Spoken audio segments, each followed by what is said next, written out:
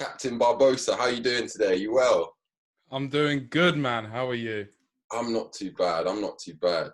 So you were just saying how you were on a fucking cruise ship during the Yeah, lockdown. What the yeah. fuck happened, mate? So it happened so the world started locking down in my last week on board. The UK still hadn't locked down yet, but we were outside Colombia, I think, and Colombia wasn't letting us in. Tried to go to Costa Rica. Costa Rica wouldn't let us in. And we were meant to be flying all the guests back from Jamaica, and it was like really up in the air on whether or not we could get back. But we were in contact with the Jamaican Prime Minister, and we got a police escort from the ship straight to the plane. Like, no security, no terminal, like straight onto the plane and came back. Then the rest of the crew were floating about for a bit. The Jamaican government wouldn't let any of the Jamaican crew off. Managed to let the Costa Rican crew off, and then sailed back to the UK. Managed to get the Brits off, and then after that, like a few stops here and there. But this was in March, and there's still people that are stuck on the ship. That's so great. By choice or? No, not at all. Like, their governments won't open the ports to let them off. Fuck me. It's nuts.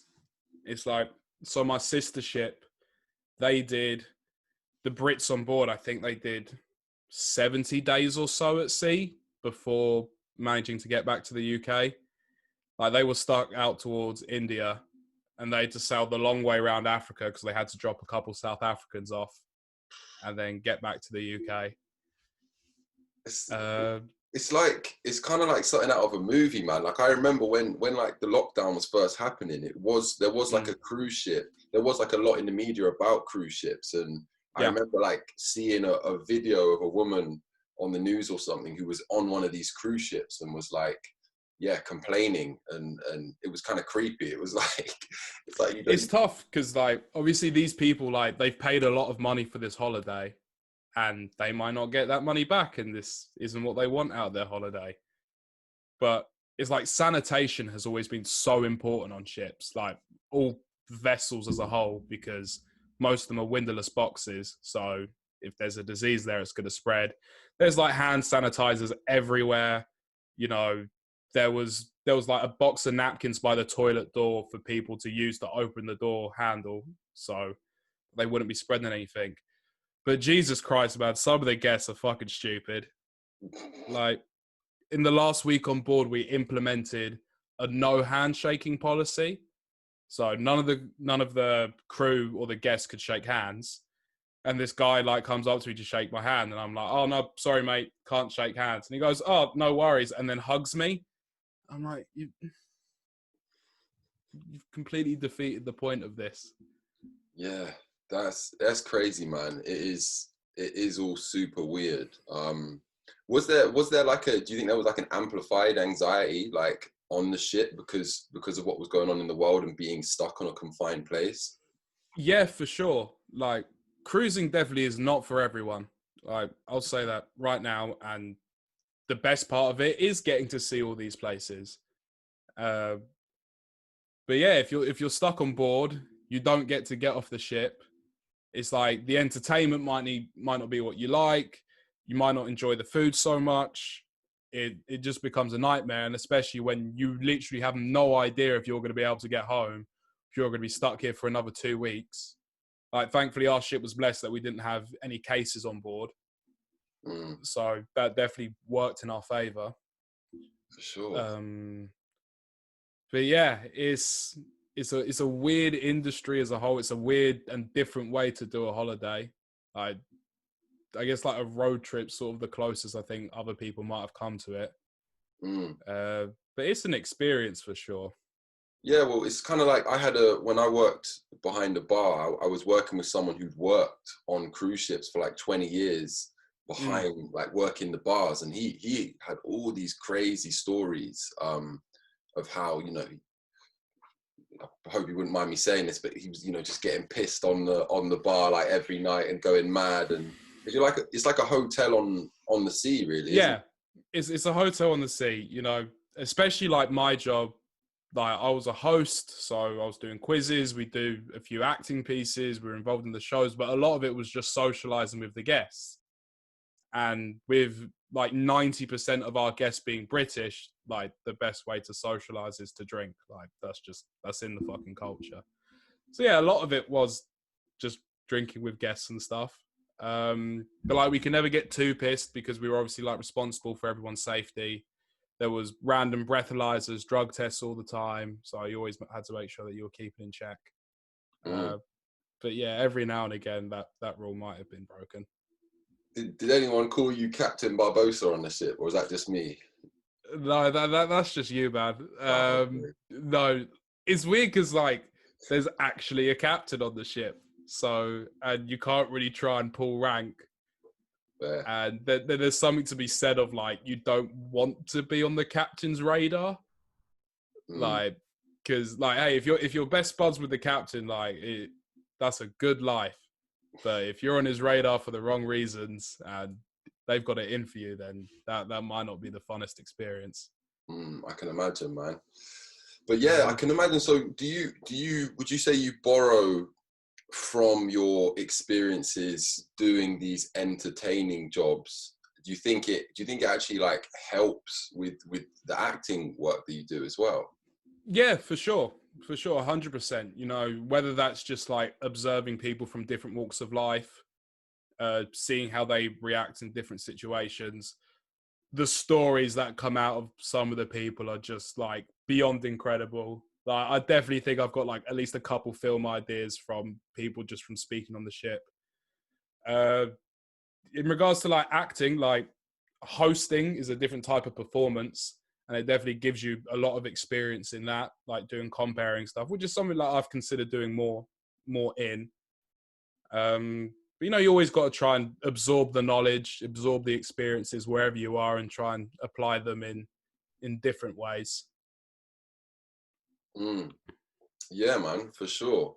What's it been like? Like, obviously, like I've spoke to a couple of actors during this lockdown period. Like, obviously, the fucking anxiety that went through a lot of people in the creative industries' minds when this lockdown first happened is goes without saying. But like, have you noticeably seen a big halt in work and seen that affected your peers as well, or? Yeah, well, not to be funny, I'm not like the most successful actor, so it's not like I had loads of work coming out my ears. The fact that you and your brother between you have probably provided like a quarter of my career. I'm super grateful for it, and I love everything you guys do. But you know, the paycheck could be bigger. It's all good. But yeah, no, like everyone's been out of work.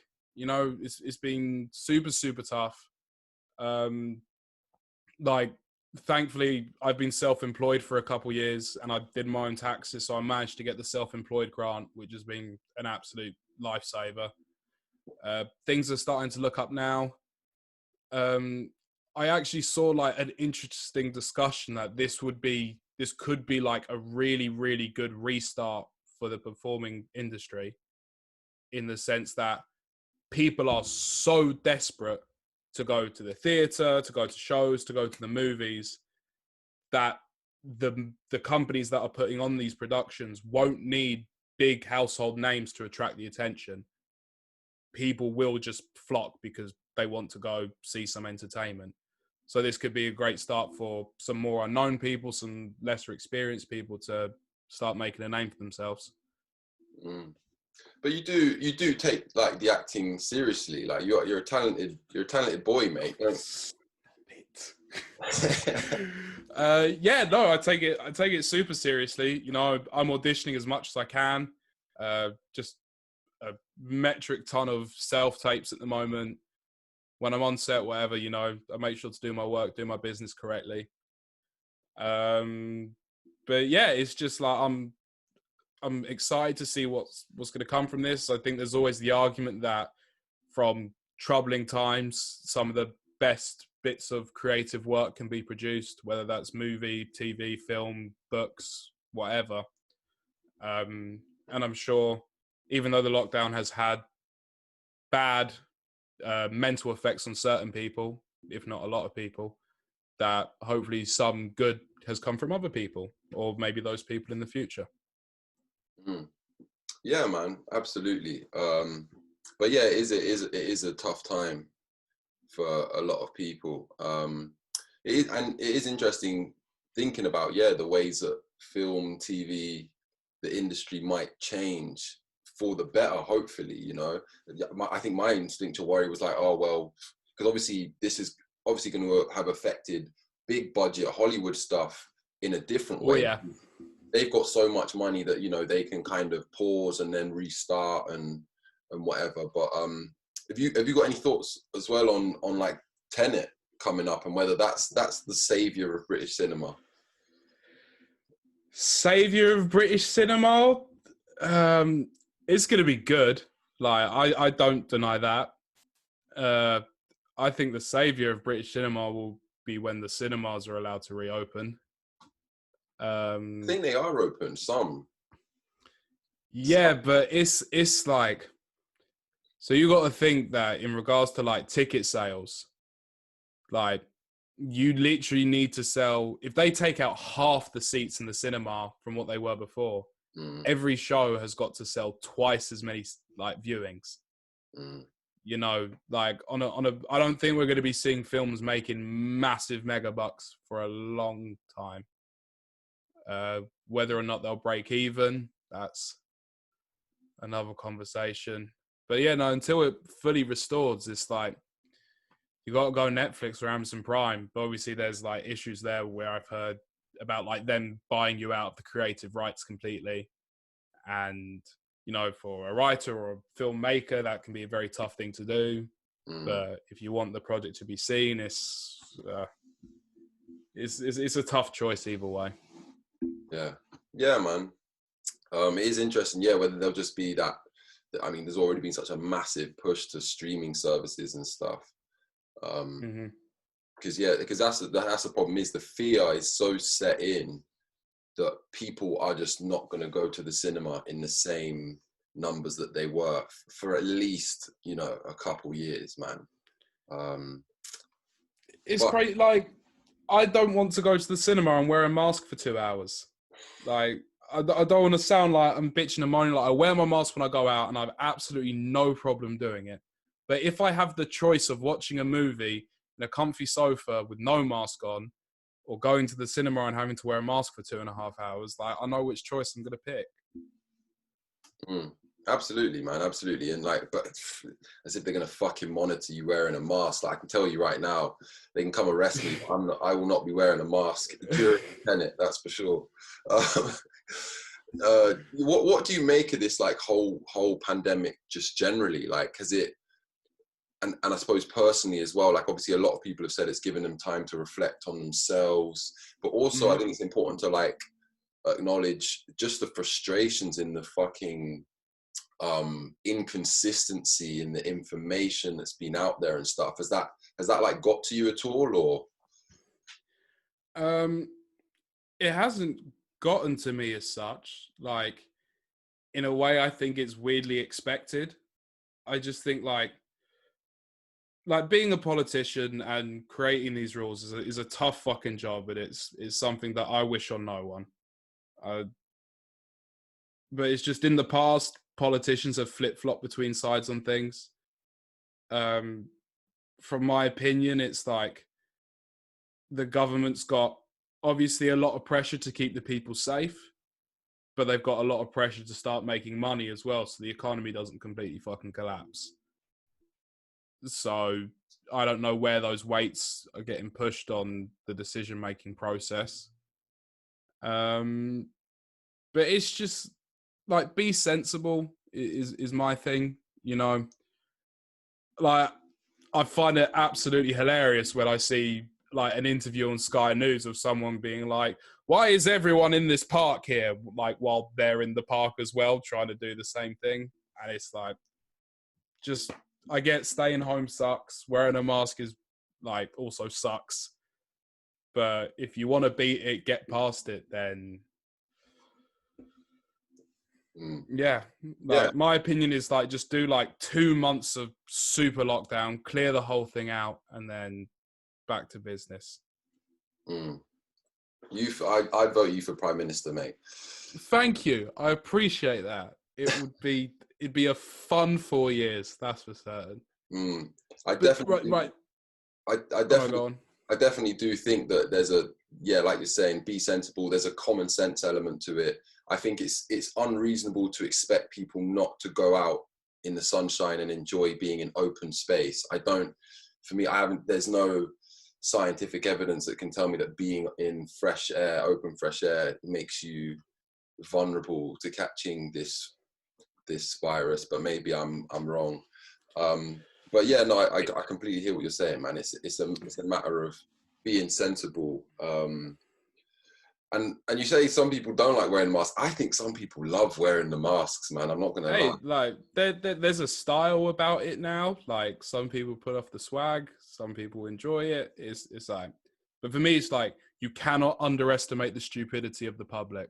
And I mean that in like the nicest way possible, in the same way that I know there have been many times in my life that I have been a dumb fucking idiot. But like going back to the story of the guy on the cruise ship who like, I literally tell him like squared, there's a no handshaking rule. And then he immediately hugs me. It's like one of my jobs on the ship was greeting people into the theater and just saying like, enjoy the show guys. But in the way to the theater, there was like a hand sanitizer thing.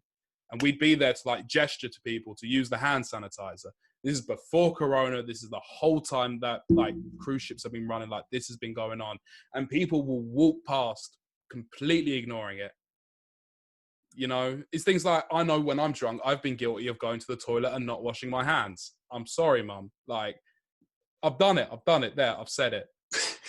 Do I feel guilty about it? Not really. Do I know it's gross? Yes. Would I do it in this situation? Absolutely fucking not. But that's the thing, it's the British public. Like, I've been told from a young age to wash your hands after you use the toilet. But because I don't see the immediate consequences of it, I'm thinking like, oh, I don't care. Yeah, you know? Weird fucking times. But yeah, man. So you mentioned as well that you've been doing some like voice acting, which is cool because I didn't even figure, but yeah, that's something that can be done remotely.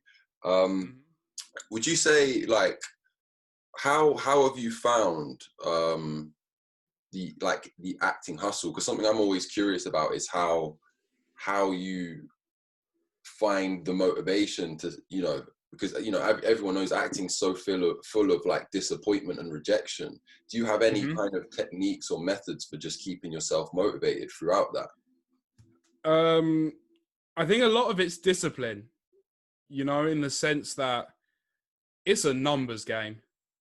Like, it really is. You just have to go to as many auditions as possible, send out as many emails as you can, and keep going. Whenever I sort of get down, like there's been a lot of times, especially in lockdown, where I'm like, oh, maybe I'll put this off for a couple years and go get a normal job that pays an actual wage and I can support myself properly and stuff. But then I'll watch a movie and I'll be like, no, I want to do that still. Like, literally, because that's the thing. Like, I watch a movie or a good TV show and I'm just like, nah, I'm gonna go through this miserable journey to get to that point.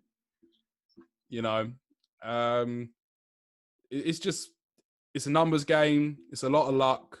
It's being prepared. Like, no one knows what's gonna land. No one knows what's gonna fail. But yeah, like, as depressing as it is, like, I feel like I'm pretty numb to the rejection now. Like, that's not a bad thing. It's not, it's part of, like, I think that comes from having hustled for a number of months or a length of time, that it's like a defense mechanism, and I think it's a healthy defense mechanism, And as long as you like you're saying, you'll watch a film and you'll be like, shit, no, that's what I want to do. I feel the same. Like if I have moments of not being motivated, and you start thinking, oh, is this really what I want to do? It's like, but then you'll see something and you'll be reminded. And I think that's an important point, actually, is that it's often in the art that you want to, or that you want to imitate, or that you want to go into, is one of the key ways of staying motivated, you know? Yeah, for sure. And it's just every now and again you get these like small glimmers of hope. You see the progress. You start getting called back a few more times. You maybe land a little short film. You do a little one-page project. It's all stepping stones. You can't want it all at once. You know, like I've been watching a lot of YouTube videos of like actors' interviews and stuff. And something that I realized is that most of like the big Hollywood A-list actors, they've been acting since they were like 6 years old.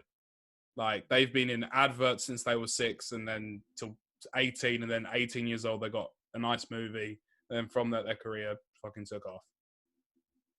You know, and I think most people who like start trying to get into acting at like 18 instead, they might not realize that they've got like this 16, 17 years to catch up on doing that grind and going for it. But yeah, you know, just got to keep on grinding. I mean, not everyone's got that Cinderella story. They do their first movie and then they've fucking made it.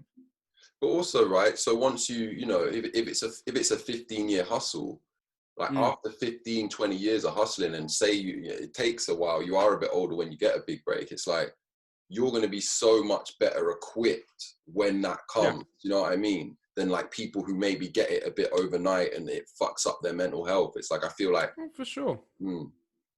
Like, I think you see it a lot in child stars. You know, people that go off the rails, they haven't had the life experience. And as great as it would have been to be like a Hollywood actor by the time I was 18, it's like, I'm pretty sure I would have gone off the rails. I would have gone straight to my head. Yeah, for sure. Same here. Have you got a dream role out of interest? A dream role? Like, me and my friends discuss this a lot. Like, I'd love to do... Like, me and my friends, we always discuss who would you like to do a biopic of. And my one for me, I don't think there's enough controversy surrounding his life. But if there was, I'd love to do Bruno Mars. I think that'd be really fun. I could see myself doing that. I'd fucking boss that. And I've been in a Tarantino movie. Like, I don't care what the fucking part is. Like, I'll be Dead Corpse number 3. But... like, to be in a Tarantino movie would be sick. Yeah, I don't know. Like, dream role, James Bond would be wicked as well. That's like one from a young age, though. Yeah, just an iconic character. I think that's a real test as well, to play someone that's already iconic in their own way, like super, super well known. It takes a lot of work. I think it's a real test of acting to be able to mimic someone so well, or evocate them. I think that's the word. Yeah, maybe. Yeah. My mental dictionary's asleep. Yeah, man, biopics are mad. Like, actors who can do that. Like, I'm a massive fan of the Malcolm X movie, and like Denzel Washington, like, literally inhabits the spirit of like Malcolm X. Is fucking crazy. Like, I don't know how an actor can go to that level. It's beautiful. What's that new one with Daniel Kaluuya and Lakeith Stanfield? Yeah, Judas and the Black Messiah. That's it. That looks sick. Yeah. I literally only saw the trailer for that like yesterday, and I haven't heard any hype around it or anything. Yeah, I think I saw it like 2 or 3 days ago. But yeah, I don't hear no one talking about it. But that looks boss. It's mad. Daniel Kaluuya, yeah, madness. Such a phenomenal actor. Do you think, with you, like, is there a particular style of acting? Because obviously when you, like, it's funny I'm asking this actually, because obviously in the film you did with me, it was quite a serious role, but obviously you've been like, had more kind of funny, light-hearted roles in Timon's films. Do you think like, because you like your character is a little bit that way, Yeah. does it feel easier to do that role, like a more light-hearted, silly character, or do you think you are as much open to kind of darker roles or more serious, sad roles? Yeah, I feel way more pressure doing the light-hearted, funny stuff than the serious stuff. Like, in my opinion, being serious and sad, acting-wise, is really easy. Like, I think enough of us have got enough traumas and experiences in the past to draw from that are just universally sad, and you could like get that across quite well. Being funny's hard, man. And I know that just because I find it funny or like the crew finds it funny or whatever does not mean everyone else is going to find it funny. You know, like I always think about things like I love Key and Peele and that substitute teacher sketch. They're like, you know what? The teacher's going to say everyone's name's wrong. That's going to be fucking hilarious. And it's like, well, it might not be.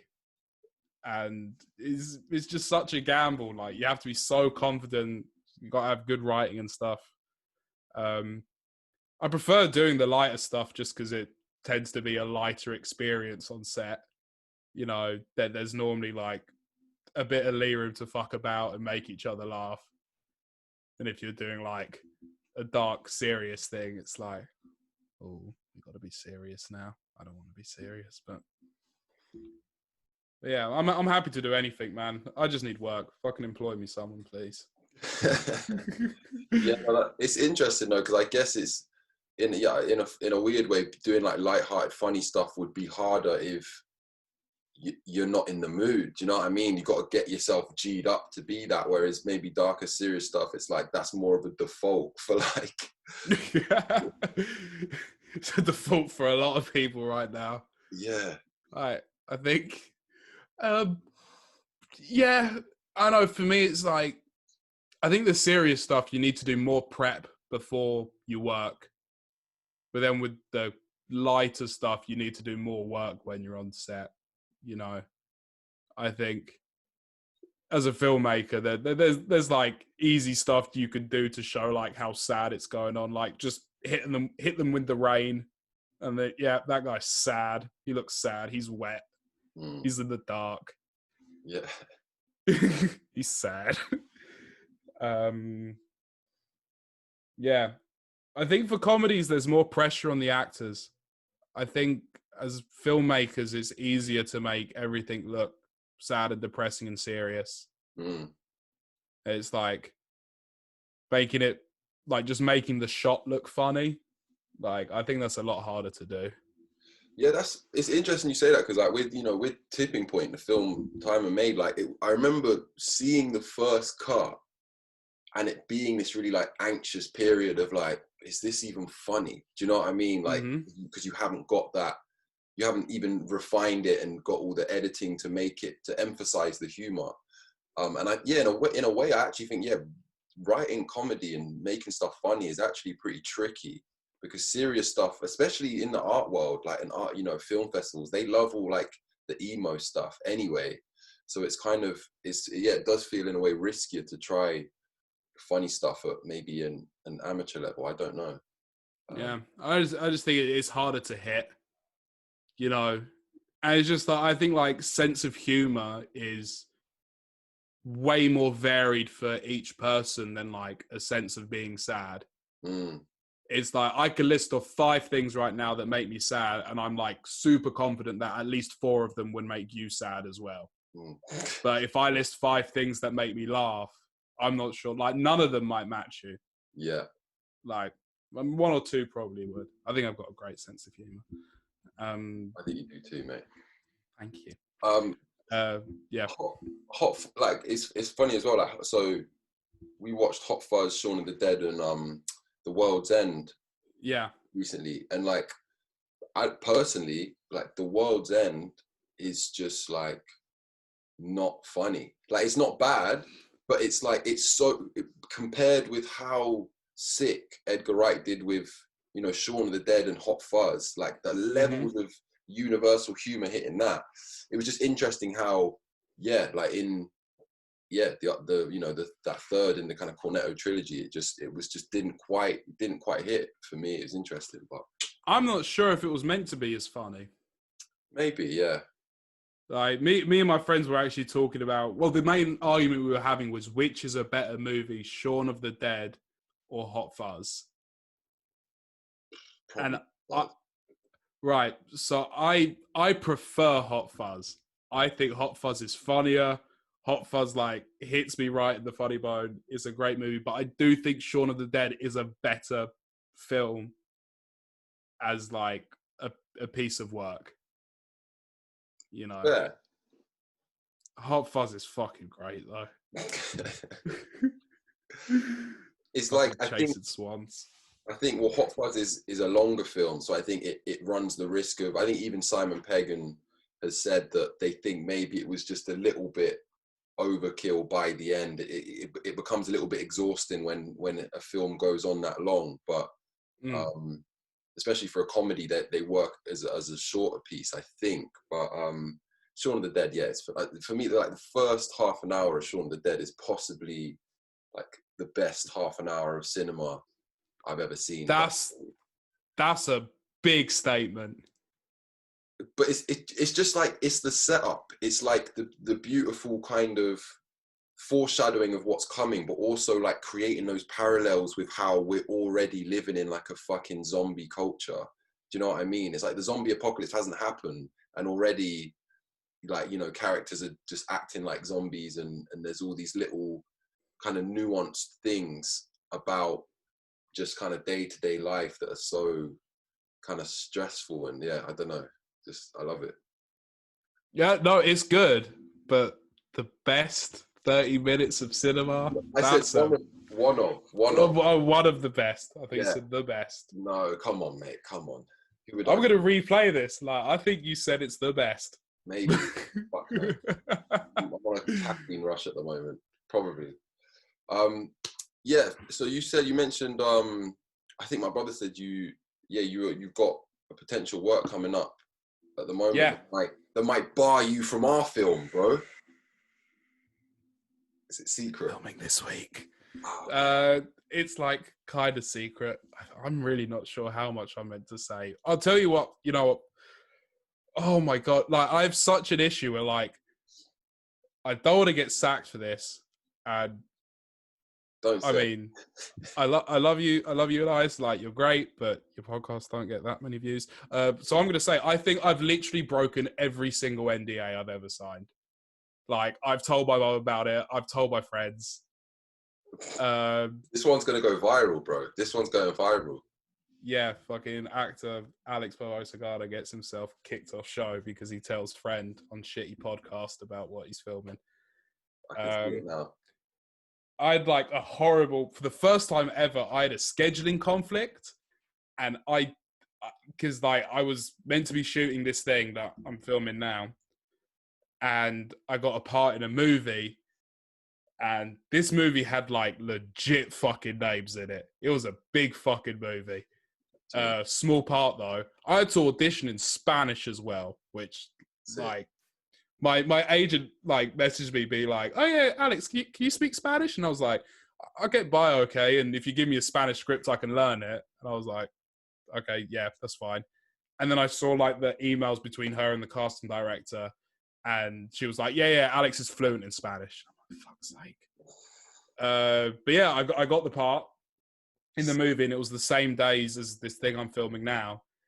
And then 2 days before we're meant to start filming it, they postponed filming for a month, and I'm like, I turned down the movie. I could have done them both. It's like absolutely fucking gut wrenching. Yeah, it sucks dick, but that is life. Fuck, man, that's annoying. I'm annoyed for you. I'm annoyed for you. Thank you. I appreciate that. Like, I'll tell you about the movie afterwards. Like, it's fucking dumb. That's mad. But I got in front of a big casting director, and I got to like re-audition for them as well. So hopefully they will remember me. Sick. And it all happens for a reason, man. Like, you know what I mean? Like, there's a value in whatever does happen. But yeah, no, I'm buzzed for you. I mean, if the reason you can't be in our film is because you've landed some other sick job, then that's absolutely fine with me. No, like I'm gonna make your shit work, man. Like I love working for you and T. You're great. I do think you're kind of. I don't know if you do this, but I know Timon has never held an audition before. Have you ever held them? I don't think I have, to be honest, man. Like, I love you guys so much for calling me in for films, but geez, that's a cunt way to work. Like, you're giving no chance to new people. Like, because I get like, hey, we're going to use our friends. It's great. We know these people. They work brilliant. We're building something together, and I completely understand that side of it. Give someone else a chance, man. But don't audition for my role. No auditions for my role. It's no, but often it's not that deep. Often it's a practicality thing. It's not about not wanting to give new people a chance. It's just like if you know people, it's just immediately easier to start writing. Writing for them, right? So you know how to write a role for someone you already know. And I'll have you know, mate, that I have just got someone who I don't know in one of my films coming up. So I will rebuttal that statement. Does Timon know them? He doesn't actually. What? How? This is new ground, bro. It's new ground. He didn't know. You're chatting shit, man. He didn't know the fucking Adam who came into the film for Tipping Point. Here I am now racking my brain for people we've cast who we don't know. But bro, we're not. How do you find them then? How do you find them? We're amateurs, bro. You're acting like we're. How do you find them? No, you don't understand how desperate actors are. Like, I've seen people travel across country to audition for unpaid roles. Man. That is ridiculous. Like, even you and T look after me. Like, you'll send me a bit of cash my way, but I have driven a ridiculously far distance for you guys for what is essentially fuck all. We're very grateful. I mean, fuck. No, and so am I. Like, you gave me that opportunity, but this is what I'm saying, that actors will go stupid distances for almost nothing. In monetary gain. Like, creative fulfillment is like through the level with you guys. I love everything you do. The best. Do you think? No, because it's actually I haven't. You're bringing up like I hadn't even thought about it in that context. I think you're making a good point. But do you think that's even the case for like student level films or like very grassroots stuff? Yeah, massively. Like I think it's brilliant that you get a lot of film schools that will give their students a budget for their end of year projects or whatever. They'll give them access to facilities, cameras, whatever. But then it's like, what annoys me is when I see a film or something that they're going to be shooting in Yorkshire, for example, but they hold the auditions in London. And it's like, is such like a wide range. And it's like, the poor kid in Yorkshire wants to be an actor, but hasn't got enough money for train fare to come down to London to audition, even though they'd be great for the part and they live around the corner. So it'd be saving the crew money for like shipping actors and like delivery distance or whatever. And it's just so hard for them to break out there because like coming to London's fucking expensive. Yeah. And, I've met people in auditions. It will be like 10 in the morning. And I'll be chatting to someone. They got the train from Glasgow at 5 this morning.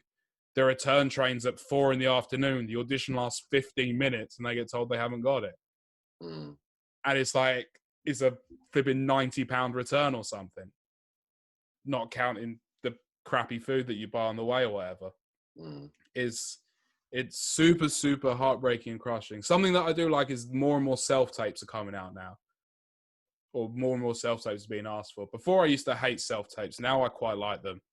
Because my bank balance looks a lot healthier. And this is from someone that's only travelling from what is essentially East London to go in. Yeah.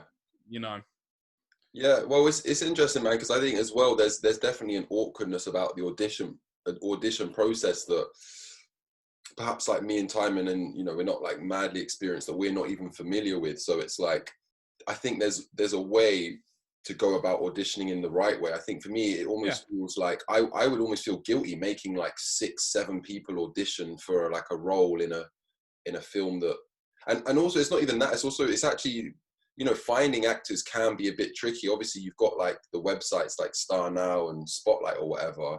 Obviously some of them require subscriptions to even get like access to the contact details and stuff like that. So it's a bit of a weird one to navigate, but it's good you've said that, to be honest. Yeah, it's tough. Like, I get how it's difficult on both sides. I mean, I think my grievances are more for like the bigger budget stuff. That's like, you're going to make us come all this way for chip change pay. And like, we could have sent a video. It would have been just as good, you know, especially for, maybe not so much for theatre, but I think for like film and TV stuff, you don't need to be brilliant on the first take. And I think if you fuck up on the first try on the audition, like that can put you down into the gutter. Theatre's a different thing. I think like theatre, you got to be on point. Like, you don't want to see someone fucking up the monologue that they're meant to have practiced over and over again before this audition. But it's tough on both sides. I don't really know what the solution is. I think there probably needs to be more filming, acting based in other places around the UK, or just like a little bit more importance, more money thrown into it. You know, like, I haven't heard of any actors moving outside of London other than it's for a job that they've landed. Yeah. You know. Yeah, man, it's everything's far too London centric. But there's a slow, steady push to try and change that, I think. But yeah, it's getting there. But then again, this is what I think, with going back to the lockdown, could bring out some new talent from smaller places. This could be a good chance for things from other cities to start coming through. Absolutely, man. Absolutely. We'll just have to wait and see. But yeah, I guess finally, bro, what are your hopes for the future in general? Oscars for everyone involved in this call. That's number one. Come on, man. Come on. Hopes, I don't know, just that obviously the corona stuff disappears. That would be fucking brilliant. But if not, just for people to behave, for love to still exist in the world, for people to be a bit nicer to each other, to listen more.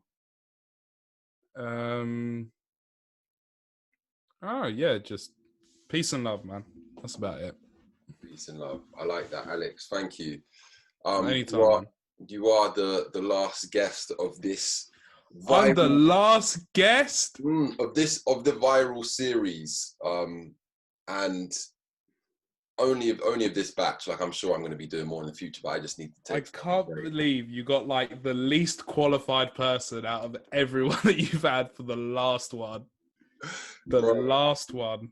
I'm literally like, I literally need to. You've run out of friends, so you're sifting through the bins now. You're picked me out off the top. You're taking a lot of shots at me in this podcast, to be fair. You've been one of the. That's a shot at myself, man, that I'm in your bid. Just like, let's have a rummage of all the people we know who are desperate enough for some screen time. Oh yeah, there's Alex. We'll pull him out. Oh man, not at all, you nutter. It's difficult actually, you know, like figuring out, because it's not just about like getting interesting guests. It's kind of like about guests that, like, you know, you'll have a rapport with, and like, you know what I mean, and can hold a conversation with and all of that. So it's kind of like, yeah, it's quite tricky, man. Like, and yeah, you were definitely not at the very bottom of the bin, bro. You were No, I'm saying I'm at the top of the bin. Like, everyone else before is like on your drawers, they're on your mantelpiece, you've picked them out, but it's like, shit, I got to finish the season. We need like around 50 episodes or whatever. Who's still left? Oh, there we go. Oh, Mr. Barbosa, mate, you're a fucking legend. I'll try my best. Sweet. I really hope we can work together again very soon. I hope you drop all other commitments in a leap of faith in the Williams brothers. With our meteoric Cohen who? The Williams brothers, man. Come on, fuck's sake. Yeah. Start believing it, man. Fuck. Hey, I've believed in it for a long time. You have. And if anyone hasn't seen, for the 30 people who watch this or less, go and watch fucking Alex's performance in Tipping Point by, it's not even out, sorry, in Samurai Blood as the best Jesuit priest you will ever see. Who cut out all of my lines. Well, to be fair, have you seen that everyone's lines were cut out? It's pretty much a montage piece with fucking music and nice images. Yeah. It's really good though.